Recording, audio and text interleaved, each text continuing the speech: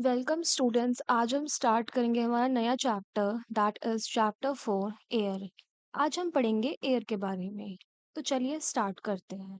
देखिए, जो हमारा अर्थ है it is surrounded by the huge blanket of air, जिसको हम क्या बोलते हैं, एटमॉस्फेयर। और जितनी भी लिविंग बींग्स हैं हमारे अर्थ पे, वो इस एटमॉस्फेयर पे डिपेंडेंट है फॉर देयर सर्वाइवल। ठीक है। और जो ये एटमॉस्फेयर है ये हमें एयर प्रोवाइड करता है फॉर ब्रीथ, और हमें प्रोटेक्ट करता है किस चीज से, harmful effect of sun rays से। ठीक है। अगर ये प्रोटेक्शन ना हो एयर का, तो क्या होगा, we would be baked alive by the heat of the सन।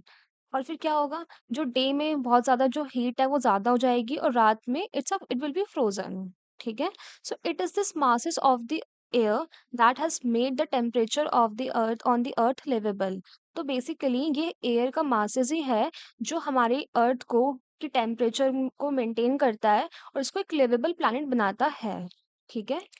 चलिए, अब हम पढ़ेंगे कंपोजिशन ऑफ द एटमॉस्फेयर के बारे में, यानी जो हमारा एटमॉस्फेयर है वो किस किस गैसेस से मिलके बना है और उसमें क्या क्या कंपोजिशन है उसके। ठीक है। चलिए स्टार्ट करते हैं।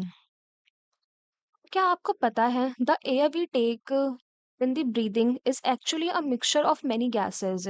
जो एयर हम एज अ ब्रीदिंग लेते हैं इट्स अ मिक्सचर ऑफ बहुत सारी गैसेस का मिक्सचर है वो। कौन कौन सी? जैसे जो नाइट्रोजन एंड ऑक्सीजन है are the two gases which make the bulk of the atmosphere. सबसे ज्यादा क्वांटिटी में कौन सी गैसेस अवेलेबल होती हैं, that is nitrogen and oxygen. ठीक है। और थोड़ी कम उसमें कौन कौन सी होती हैं, that is carbon dioxide, helium, ozone, argon, hydrogen and etcetera. ये लेसर क्वांटिटी में होती हैं। और इन गैसेस को छोड़ के भी there are other tiny dust particles जो कि प्रेजेंट होते हैं हमारी एयर में। ठीक है।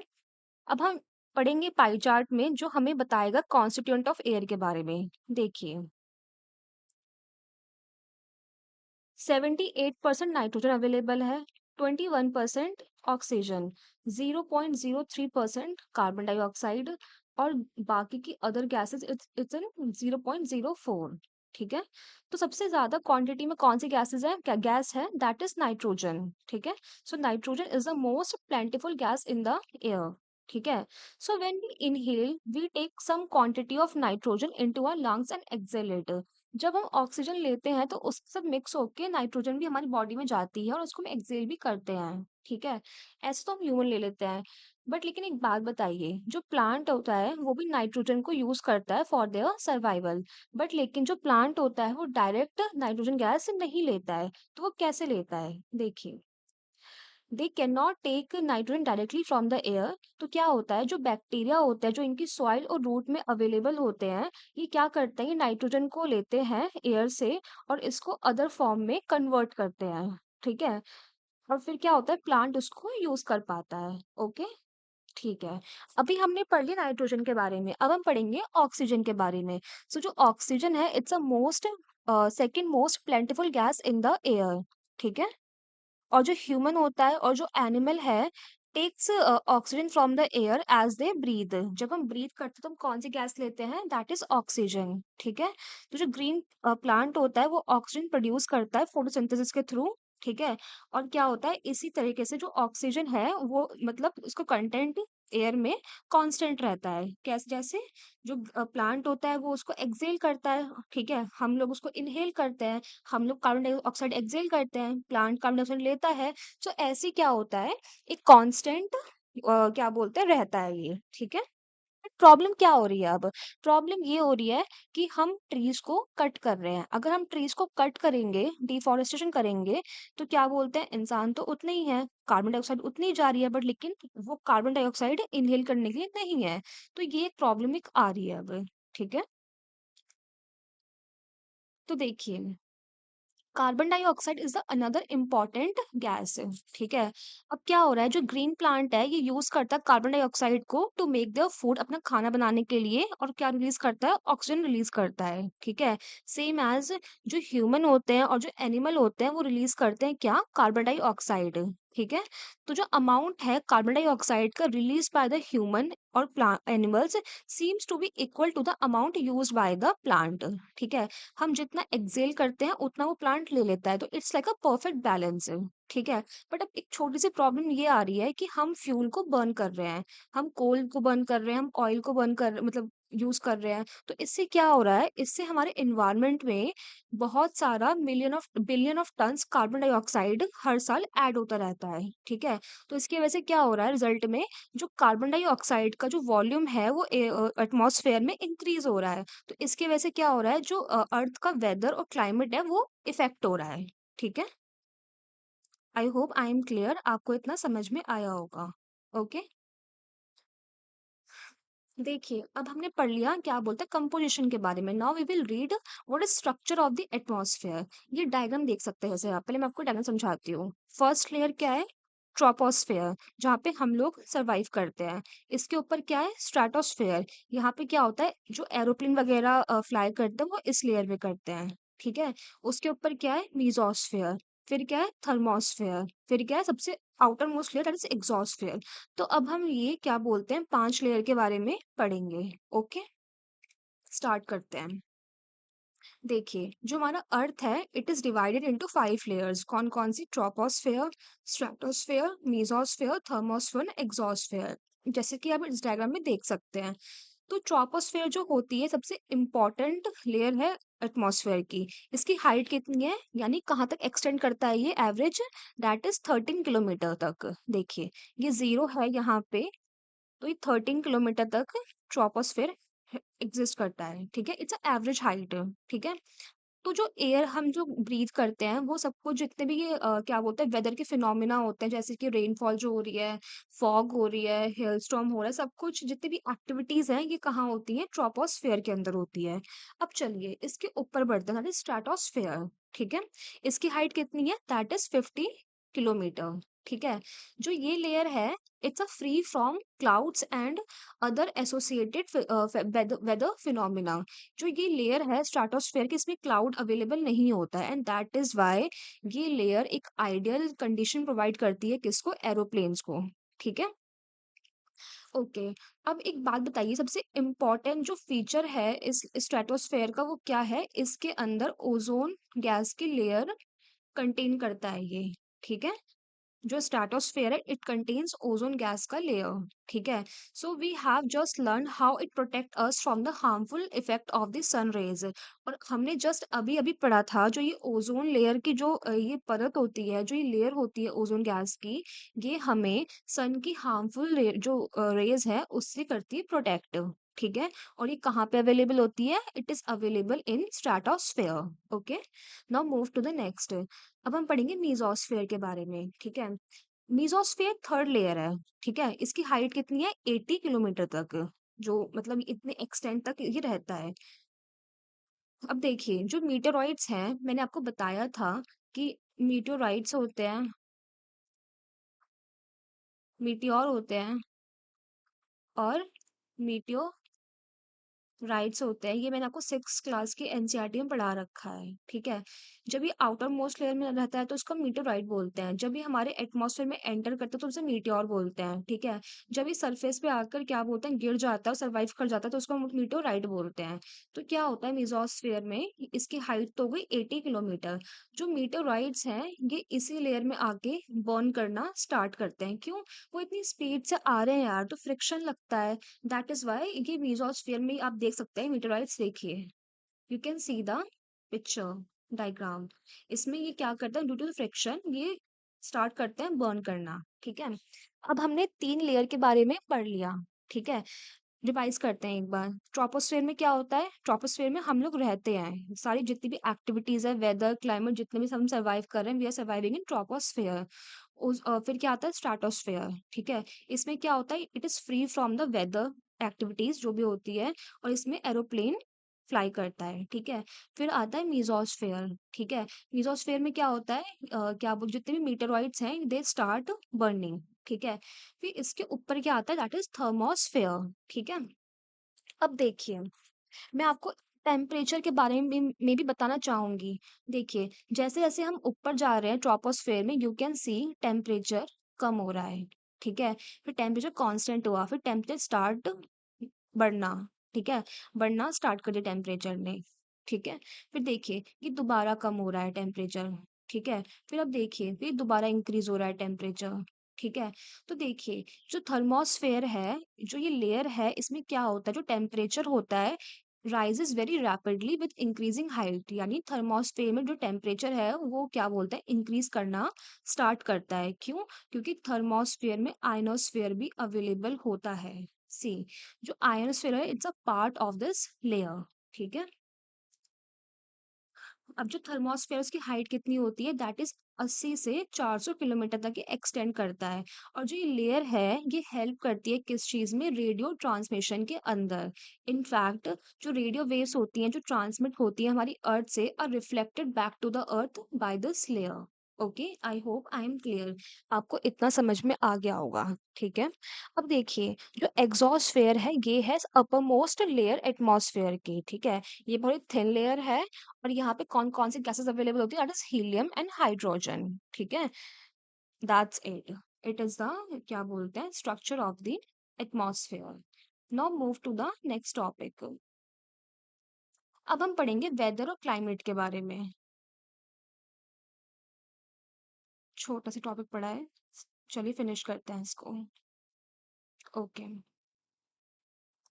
देखिए, is it going to rain today? अब एक बात बताइए, जो वेदर होता है और क्लाइमेट होता है उसमें सबसे बेसिक डिफरेंस क्या होता है? जो वेदर होता है it's a day to day, hour to hour phenomena. देखिए यहाँ पे मेंशन भी है ये, weather is a hour to hour day to day condition of the atmosphere, ठीक है? और ये क्लाइमेट क्या होता है? क्लाइमेट होता है एक एवरेज वेदर कंडीशन होती है किसी प्लेस की for a longer period of time. वो कितना टाइम का होना चाहिए, एटलीस्ट 25 से 30 साल के बीच में, ठीक है? It's a average weather condition, okay? ये हो गया क्लाइमेट। तो आपको क्या बोलते हैं, वेदर और क्लाइमेट में समझ में एक डिफरेंस समझ में आ गया ना? तो इसके अंदर ही हम पढ़ेंगे कुछ कुछ सब टॉपिक्स, दैट इज टेम्परेचर हो गया, जैसे एयर प्रेशर हो गया, एयर प्रेशर फिर विंड हो गया, ठीक है? फिर ह्यूमिडिटी का एक शायद से टॉपिक है इसके अंदर। तो चलिए स्टार्ट करते हैं इस टॉपिक को, not chapter. Okay, I hope आपको वेदर और क्लाइमेट में डिफरेंस समझ में आ गया होगा। Weather is hour to hour day to day condition of the atmosphere, and climate is the average weather condition of a place for a longer period of time, ठीक है? अब टेम्परेचर पढ़ते हैं, टेम्परेचर क्या होता है? देखिए, जो आप टेम्परेचर फील करते हैं एवरीडे लाइफ में it's a temperature of the atmosphere, ठीक है? हम कभी कभी बहुत गर्मी फील करते हैं, हॉटनेस फील करते हैं, हम कभी कभी बहुत ठंडा फील करते हैं, ठीक है? तो क्या होता है, जो टेम्परेचर होता है एटमॉस्फेयर का, चेंज करता है not only between the day और नाइट में, और सीजन टू सीजन में। जो देखिए गर्मियों में क्या होता है, समर उसमें दिन में बहुत ज़्यादा टेम्परेचर होता है, बट जैसे-जैसे शाम होती है टेम्परेचर फॉल करता है। एंड इवन इट्स विंटर्स, दिन में थोड़ा ज़्यादा टेम्परेचर होगा और जैसे-जैसे रात होती है क्या टेम्परेचर डिप करता है, ठीक है? ये तो हो गया डे टू नाइट के अंदर, ठीक है? सीज़न टू सीज़न भी होता है, जैसे समर में बहुत ज़्यादा ग गर्मी होती है इन कंपैरिज़न टू विंटर्स, तो टेम्परेचर से चेंज होता रहता है। तो एक बात बताइए, जो सबसे इम्पोर्टेंट फैक्टर है, जिससे क्या बोलते हैं, जो हमारा टेम्परेचर वो इन्फ्लुएंस हो रहा है, दैट इज़ इंसोलेशन। इंसुलेशन क्या होता है? Insulation means it's a incoming solar energy intercepted by the earth. Suppose ये हमारी अर्थ है, ये सन है, जो इसकी एनर्जी आ रही है, और इसका जितना पोर्शन हमारी अर्थ एब्जॉर्व कर पा रही है, दैट इज इंसोलेशन, ठीक है? तो इंसोलेशन जो होता है ये हमारे टेम्परेचर को इन्फ्लुएंस करता है, ठीक है?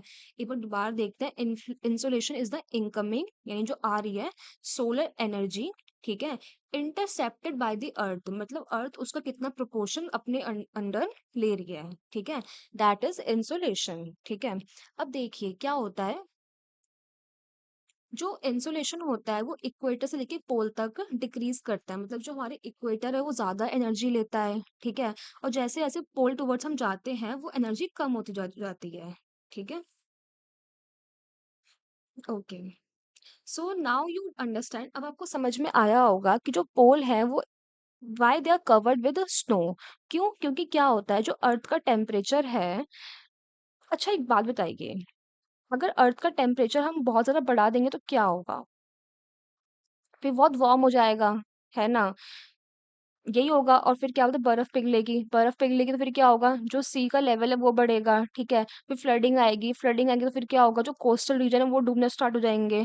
तो यहाँ पे वही स्टोरी दे रखी है आपको। So now do you understand why poles are covered with snow? ठीक है। If the earth temperature rises too high it would become too warm for some crops to grow. ठीक है, ये बात तो फैक्ट है यार। अगर अर्थ का टेम्परेचर हम बहुत ज्यादा बढ़ जाएगा तो शायद से कुछ क्रॉप्स ग्रो करना बंद हो जाएँगी, नहीं ग्रो कर पाएँगी, ठीक है? और आगे बता रखा है कि आपने देखा होगा जो सिटीज़ है, उसका टेम्परेचर विलेज से ज़्यादा होता है। क्यों? क्योंकि सिटीज़ के अंदर जो रोड्स होती है, कंक्रीट रोड्स होती हैं, मेटल की बिल्डिंग्स होती है, ठीक है? तो इसमें क्या होता है, ये बहुत सारा हीट ट्रैप करती हैं, ठीक है? और फिर जो वो हीट होता है, वो रात में रिलीज़ होता है, दैट्स व्हाई वो बहुत वार्म होता है, ठीक है? ओके। देखिए, हमारा नेक्स्ट टॉपिक क्या है दैट इज़ एयर प्रेशर, ठीक है? टेम्परेचर के बारे में हमने पढ़ लिया, अब हम पढ़ेंगे एयर प्रेशर के बारे में। तो देखिए चलिए स्टार्ट करते हैं। You will be surprised to know that the air above us presses us with a great force on our body. आप शायद सरप्राइज होंगे ये जान के कि जो हमारी एयर है, जो हमें सराउंड करती है, वो हमारे ऊपर बहुत ज़्यादा प्रेशर एक्सर्ट करती है। बट लेकिन एक बात बताइए, वो प्रेशर फिर हमें फ़ील क्यों नहीं होता? है ना? This is because the air presses us from all the direction and our body exert a counter pressure. इसके दो रीजन है।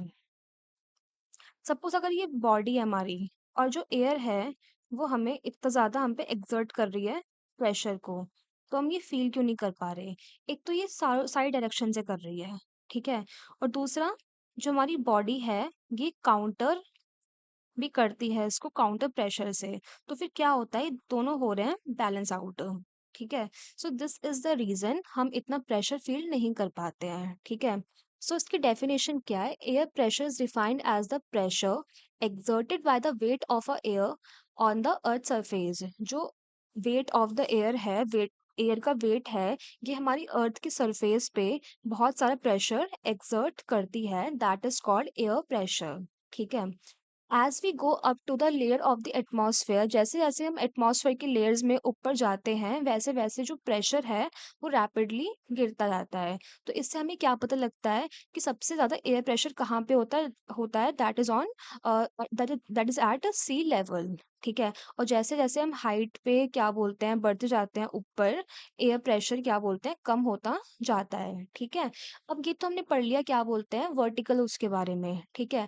पर लेकिन हॉरिजॉन्टली भी जो क्या बोलते हैं एयर प्रेशर का डिस्ट्रीब्यूशन है, और उसको कौन सी चीज इन्फ्लुएंस करती है that is temperature of a air at a given place, ठीक है? अब इसके बारे में पढ़ते हैं। देखिए, in areas where temperature is high the air gets heated and rise. Suppose देखिए, कोई एक एरिया है यहाँ पे, ठीक है? यहाँ का टेम्परेचर बहुत ज्यादा हाई है, तो क्या होगा यहाँ का, ऐसे होएगा, क्योंकि यहाँ पे बहुत ज्यादा टेम्परेचर हाई है, ठीक है? जो एयर है यहाँ की वो हीट करेगी और राइज करेगी, ठीक है? तो इस एरिया को हम क्या बोलते हैं? लो प्रेशर, ठीक है? अब देखिए लो प्रेशर की पहचान क्या है? यहाँ पे अब हीट कर रहा है राइज कर रहा है तो क्या होगा, यहाँ का जो स्काई है इट विल बी क्लाउडी, और यहाँ का जो वेदर है इट विल बी वेट, ठीक है? सो इन एरियाज हैविंग लो टेम्परेचर फिर क्या होगा, अब ये राइज कर रहा है, राइज कर रहा है, राइज कर रहा है। अब कहीं जाकर ये ऐसे मूव करेगा ऑब्वियसली, और कहीं जाके ये सबडक्ट भी करेगा। जहां पे सबडक्ट करेगा इसको हम बोलेंगे हाई प्रेशर, ठीक है? क्योंकि यहाँ पे क्या हो रखा है, प्रेशर ज्यादा है, ठीक है? तो ऐसे हाई प्रेशर, तो जो विंड होती है वो हमेशा हाई प्रेशर से लो प्रेशर के टुवर्ड्स चलती है। देखिए यहाँ पे यही लिखा हुआ है, इन एरिया हैविंग लो टेम्परेचर, जहाँ पे टेम्परेचर कम होगा, जहाँ की एयर कोल्ड होगी और क्या बोलते हैं वो हैवी हो जाएगी, कि जो हैवी एयर हो जाएगा वो क्रिएट करता है हाई प्रेशर एरिया, ठीक है? और हाई प्रेशर एरिया की पहचान क्या है? क्लियर एंड सनी स्काई, ठीक है? So basically, the air always moves from the high pressure area to the low pressure area, high pressure area to the low pressure area। ये जो एयर है हमेशा क्या करेगी, मूव करेगी। और जो ये एयर मूव कर रही है इसको हम क्या बोलते हैं? इसको हम बोलते हैं विंड। यार देखो ये बहुत छोटा सा, आपको समझ में आ गया होगा, ये लो प्रेशर एरिया है इसलिए यहाँ की जो एयर है वो राइज कर रही है, ठीक है? कहीं ना कहीं जाके तो ऐसे ये करेगी मूव, फिर ऐसे मूव करेगी। फिर यहाँ हाई प्रेशर हो जाएगा क्योंकि बहुत प्रेशर लग रहा है। फिर जो हाई प्रेशर से लो प्रेशर के टुवर्ड्स क्या बोलते हैं, विंड चलेगी हमेशा। देखिए, the movement of air from the high pressure area to the low pressure area is called wind. ठीक है। So you can see wind at work as it blow drives. भी देखिए बता रखा है एग्जाम्पल के तौर पे कि आपने देखा होगा अपने आसपास कैसे विंड चलती है, कभी विंड धीरे चलती है, विंड तेज चलती है। तो ये सब चीजें बता रखी हैं। ठीक है। ओके। एक सेकेंड। अब देखिए यार, जो विंड होती है जो कि हाई प्रेशर से लो प्रेशर के टुवर्ड्स चल रही है, उसका भी एक सीन होता है। क्या सीन होता है? वो भी तीन टाइप की विंड्स होती हैं। एक तो होती है परमानेंट विंड, एक होती है सीजनल विंड, एक होती है क्या बोलते हैं, लोकल विंड। अब हम पढ़ेंगे परमानेंट विंड के बारे में। परमानेंट विंड क्या होती है? देखिए, जो ट्रेड विंड्स होती हैं यानी वेस्टर्लीज और ईस्टर्लीज, इसको हम बोलते हैं परमानेंट विंड। अब एक बात बताइए, वेस्टर्लीज और ईस्टर्लीज, ये हमको कैसे पता लगेगा कि कौन सी वेस्टर्ली कौन सी ईस्टर्ली है? हम हमेशा क्या करते हैं, हमेशा हम देखते हैं टेल। देखिए, ये विंड ऐसे चल रही है, तो ये कौन से डायरेक्शन से चल रही है, ईस्ट डायरेक्शन से। तो ये हो गया ईस्टर्लीज। ठीक है। ये देखिए, ये ऐसे आ रही है। कहाँ से आ रही है टेल इसकी? ईस्ट से, ईस्ट के साइड से। तो ये ईस्टर्लीज हो गया। ठीक है। हम ऊपर जाएंगे और ये चल रही है इधर ऐसे। ठीक है। ये हो गया वेस्टर्लीज। ठीक है, क्योंकि वेस्ट डायरेक्शन से टेल आ रही है। ठीक है। सेम ऐसे ऊपर जाएंगे और ये हो गया ईस्टर्लीज। तो जो ये वाली होती है वेस्टर्लीज और ईस्टर्लीज को हम ट्रेड विंड भी बोलते हैं, ये होती है परमानेंट, जो कि क्या बोलते हैं, through out the year constantly blow करती है एक पर्टिकुलर डायरेक्शन में। तो इसको हम क्या बोलते हैं, परमानेंट विंड। ओके। फिर आती है सीजनल विंड। सीजनल विंड का एग्जांपल क्या हो गया, जैसे कि मॉनसून इन इंडिया। इंडिया के मॉनसून में क्या होता है, सपोज ये हमारा इंडिया ऐसे है, ये ऐसे आता है यहाँ से। ठीक है। फिर ऐसे आता है, फिर बाद में ये क्या बोलते हैं, रिट्रीट भी करता है जैसे जैसे सीजन चेंज होता है। तो क्या हो गया, ये सीजनल है, सीजन के अकॉर्डिंग ये विंड अपना डायरेक्शन चेंज करती है। ठीक है। Example monsoon in India. फिर थर्ड क्या आता है, that is local wind. Local wind क्या होती है, these blow only during a particular period of a day और अ ईयर। ये किसी दिन के पर्टिकुलर टाइम में या फिर साल के किसी पर्टिकुलर एरिया में, एक स्मॉल एरिया में ये विंड चलेगी। जैसे कि क्या बोलते हैं, example land breeze and sea breeze. ठीक है। या फिर एक एग्जाम्पल और भी है, लू। आपने देखा होगा नदर्न इंडिया में जब बहुत ज्यादा गर्मी होती है तो बोलते हैं कि भाई लू चल रही है बाहर बहुत ज्यादा। That is a local wind. ठीक है। क्योंकि वो एक साल के एक पर्टिकुलर टाइम में चलती है। ठीक है। और सी ब्रीज और क्या बोलते हैं, लैंड ब्रीज क्या होता है, सपोज ये हो गया सी, ये हो गया लैंड। जब ब्रीज यानी हवा सी से लैंड के टुवर्ड्स आती है, तो इसको हम बोलते हैं सी ब्रीज। जब विंड लैंड से सी के टुवर्ड्स चलती है, तो इसको हम बोलते हैं, क्या बोलते हैं, लैंड ब्रीज। ये लैंड हो गया, ये सी हो गया। अब देखिए, ये भी चीज ना एक पर्टिकुलर एरिया में ही हो रही है, एक छोटे एरिया में। तो इसको भी हम बोल देते हैं लोकल विंड्स। ठीक है। आई होप आई एम क्लियर, आपको समझ में आ गया होगा ये चीज। देखिए, हमने अब टेम्परेचर के बारे में पढ़ लिया, हमने क्या बोलते हैं, प्रेशर के बारे में पढ़ लिया। अब हम पढ़ेंगे मॉइस्चर के बारे में। मॉइस्चर क्या होता है, when water evaporates from the land and different water bodies. जब पानी जो होता है, जब वो इवेपोरेट करता है लैंड से या फिर डिफरेंट वाटर बॉडीज से और कन्वर्ट होता है किस चीज में, वाटर वेपर में। ठीक है। तो वो मॉइस्चर क्रिएट करता है। ठीक है। तो मॉइस्चर क्या होता है, moisture in the air and any time is called humidity. जब जो जब जो मॉइस्चर होता है वो किसी एयर में, जब जब मॉइस्चर एयर में किसी भी टाइम पे क्रिएट होता है, तो उसको हम बोलते हैं ह्यूमिडिटी। आपने देखा होगा, हम बोलते हैं कि आज बड़ा ह्यूमिड ह्यूमिड आज climate, weather, sorry not climate, humid weather है। ठीक है। देखा होगा कि बहुत पानी है, नमी है आज आज मौसम में। ठीक है। तो उसको हम क्या बोलते हैं, ह्यूमिडिटी। ठीक है। जब हमारी एयर में मॉइस्चर बहुत ज्यादा हो जाता है, it's called humidity. I hope I am clear, आपको ये बात समझ में आई होगी। ठीक है। देखिए, सेम चीज लिखी हुई है, when the air is full of water vapour we call it humid day. As the air gets warmer the its capacity. और देखिए, जैसे जैसे जो एयर होती है वो वार्म होती जाती है, उसकी जो कैपेसिटी है पानी को होल्ड करने की, वो बढ़ती जाती है। ठीक है। एक चीज़ देखी होगी आपने, जब जिस दिन जो क्या बोलते हैं दिन होता है वो ह्यूमिड होता है, हमारे कपड़े ज़्यादा टाइम लेते हैं सूखने में, ठीक है? हमें बहुत पसीने भी आते हैं और वो जल्दी से जल्दी इवेपोरेट नहीं होते हैं, क्यों? देखिए यार, जो हमारा एयर है, उसमें ऑलरेडी क्या बोलते हैं नमी है, पानी भरा हुआ है। तो वो टाइम लेता है क्या बोलते हैं कपड़े सुखाने में और मतलब उस पानी को एब्ज़ॉर्ब करने में, या फिर जो हमारे अगर हम स्वेटिंग कर रहे हैं हम लोग, पसीने आ रहे हैं हमें, तो उसको सोखने में। क्यों? क्योंकि हमारे एयर में ऑलरेडी नमी है, ऑलरेडी पानी है। दैट्स व्हाई ये टाइम लेता है। Okay, I hope I am clear. ये बात आपको समझ में आ गई होगी। ठीक है? So when the water vapour rises it start cooling. ठीक है? अब देखिए जैसे-जैसे जो पानी है, वो वेपर है, वो राइज़ करना स्टार्ट करता है, वैसे-वैसे वो ठंडा होता जाता है, ठीक है? फिर क्या होता है, जो ये वाटर वेपर है, ये कंडेंस होता है किसके अंदर? ड्रॉपलेट्स ऑफ वाटर, इसको हम क्लाउड भी बोलते हैं। तो क्लाउड क्या होता है? Cloud is just a masses of water droplets, ठीक है? And when these droplets of water, और जब ये ड्रॉपलेट्स ऑफ वाटर यानी जो क्लाउड है, ये बहुत हेवी हो जाता है, तो ये क्या करता है? प्रेसिपिटेट कर देता है, यानी पानी गिरा देता है, ठीक है? देखिए, कभी-कभी आपने नोटिस किया होगा जो जेट प्लेन्स होते हैं, जब ये स्काई में फ्लाई करते हैं तो एक व्हाइट ट्रेल छोड़ते हैं ये। और वो क्यों होता है? क्योंकि जो मॉइस्चर है इंजन का वो कंड the moisture from their engine condense. So we see trail of this condensed moisture for some time when there is no air movement to disturb it. ठीक है? ये एग्जांपल दे रखा है, दैट्स इट। ओके? अब देखिए, जो प्रेसिपिटेशन है यानी पानी है, that comes down to the earth in a liquid form, it's called rain. ठीक है? और most of the ground water comes from, देखिए, जितना भी ग्राउंड वाटर में पानी आता है, कहाँ से आता है जनरली? ये आता है रेन वाटर से, ठीक है? पानी जो बारिश का पानी होता है। कैसे? जो प्लांट है ये हेल्प करती है प्रिजर्व करने में पानी को, ठीक है? पर जैसे धीरे-धीरे प्लांट्स को हम काट रहे हैं, when the trees on the hill side cutting, rain water flow down the bare mountain and can cause a flooding, ठीक है? यार देखिए, जैसे जैसे क्या बोलते हैं माउंटेनियस रीजन है, पेड़ कट रहे हैं, तो स्लोप से पानी आ रहा है, फिर फ्लडिंग हो रही है।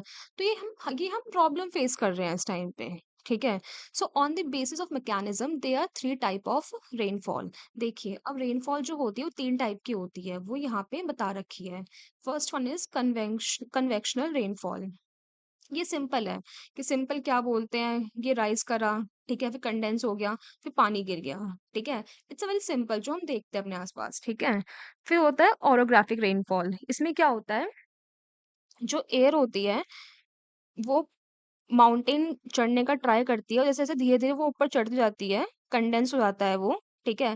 फिर यहाँ पे पानी गिर जाता है, ठीक है? तो ये हो जाता है रेन फेड एरिया, और ये हो जाता है शैडो एरिया, यहाँ पानी नहीं गिरता है, ठीक है? तो इसको क्या हम बोलते हैं, ओरोग्राफिक रेनफॉल, यानी जो रेनफॉल ऐसे माउंटेनियस रीजन पे होती है, ठीक है? थर्ड सबसे important that is cyclonic rainfall, जिसको हम फ्रंटल रेनफॉल भी बोलते हैं। अब फ्रंटल रेनफॉल क्यों होती है? देखिए, जब 2 डिफरेंट टाइप की एयर मासेस यानी वार्म और कोल्ड एयर मासेस मिलती हैं, वो अपना फ्रंट बनाती हैं, ठीक है? फिर क्या होता है, जो वार्म एयर मास होता है वो राइज़ करता है कोल्ड के ऊपर, और जैसे-जैसे वो राइज़ करता है, वो कूल होता है, ठंडा होता है, कंडेंस होता है, फिर वो क्या करता है, क्लाउड बनाता है, ठीक है? तो उसकी वजह से क्या बोलते हैं, रेनफॉल होती है, जैसे कि आप यहाँ पे देख सकते हैं। इधर से आ रही है कोल्ड एयर, इधर से आ रही है वार्म एयर, फिर वार्म एयर कोल्ड एयर से ऊपर जा रही है, फिर जैसे-जैसे ऊपर जाएगी ये कंडेंस होएगी, फिर होएगा रेनफॉल। इसको हम क्या बोलते हैं, साइक्लोनिक रेनफॉल को, इसीलिए हम फ्रंटल रेनफॉल का नाम भी देते हैं। क्यों? क्योंकि यहाँ पे 2 टाइप के डिफरेंट-डिफरेंट एयर मासेस आती हैं, मिलती हैं। जो फ्रंट एयर है, फ्रंट वार्म एयर सॉरी, ये ऊपर जाती है, फिर कंडेंस होती है यहाँ पे, फिर पानी गिराती है। ठीक है? सिंपल। तो ये 3 टाइप की हमने पढ़ ली, ठीक है? अब देखिए, जो रेनफॉल है is very important for the survival of plants and animals.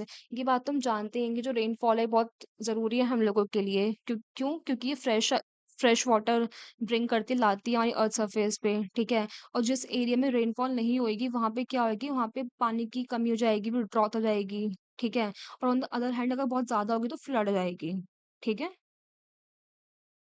यहाँ होता है आपका chapter complete. I hope I am clear. कोई डाउट हो तो आप कमेंट सेक्शन में पूछ सकते हैं। Thank you so much.